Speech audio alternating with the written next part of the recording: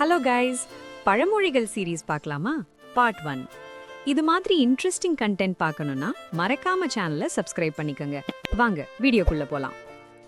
ஒரு கிராமத்துல கார்த்திக்னு ஒரு பையன் இருந்தான். அவன் ரொம்ப நல்ல மனசுக்காரன். யாராவது கொஞ்சம் நல்லா பேசினா போதும், உடனே நண்பனா எடுத்துக்குவான். ஒரு நாள் அவன் வாழ்க்கைக்குள்ள விஜய்னு ஒருத்தன் வந்தான்.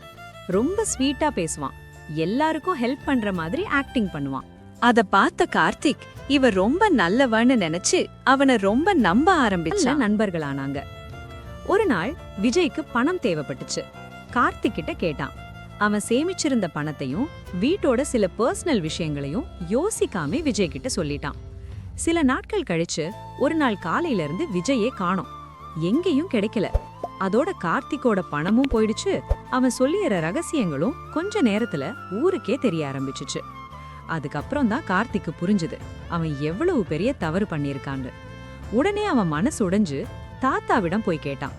நான் எல்லாரையும் நல்லவங்கன்னு நம்பினது தப்பா தாத்தா? அதுக்கு தாத்தா அமைதியா சிரிச்சுட்டு, ஆள் பார்த்து பேசு, அதான் வாழ்க்கையில ரொம்ப முக்கியம்.